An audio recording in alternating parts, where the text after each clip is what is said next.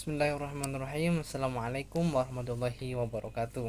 Hello guys, let me introduce myself. My name is Muhammad Rifal Fajar Al Muzaky. I am from class B, second semester with student identification number 1223020082. I will present my research paper entitled The Development of the Halal Tourism Industry in Indonesia. Previously, I would like to thank Mr. Professor Muhammad Anton Atailah and Mrs. Anissa Nur Salam as the lecturers of the English Muamalah manuscript study course, who have provided guidance and direction in the preparation of this article. And here I saw the topics that will be discussed. The first is about the introduction, then basic concept of research, result and the discussion, and the last is the conclusion. First of all, I will explain related to the introduction of my journal article. Indonesia is the largest archipelago in the world with a sea area of 5.9 million square kilometers, consisting of 3.2 million square kilometers of territorial sea and 2.7 million square kilometers of exclusive economic zone. As a country with the largest Muslim population in the world and has got potential in the field of tourism, integrating Islamic principle with the tourism industry into the halal tourism industry is needed to support the implementation of halal tourism in Indonesia.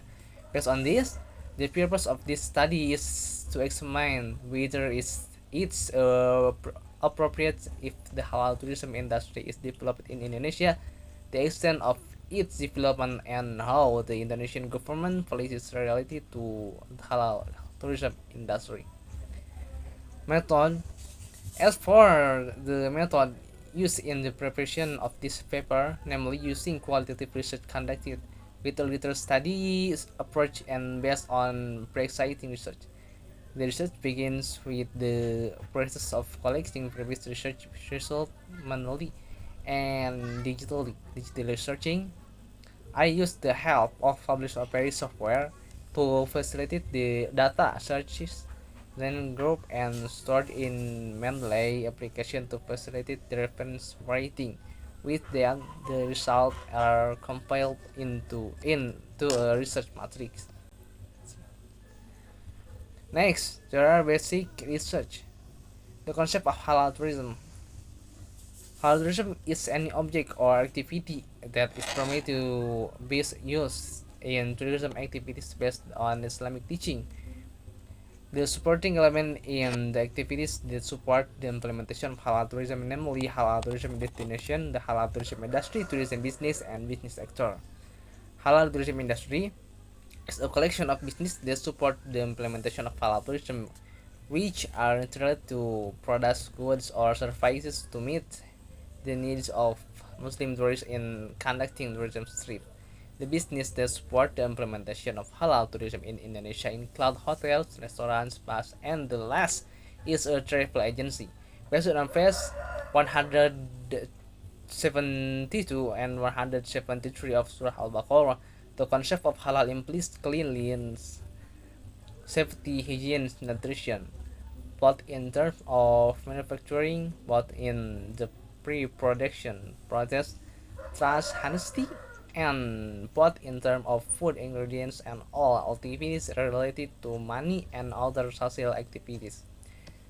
Result and discussion. Halal tourism was introduced by the government at the Indonesia Halal Expo and Global Halal Forum.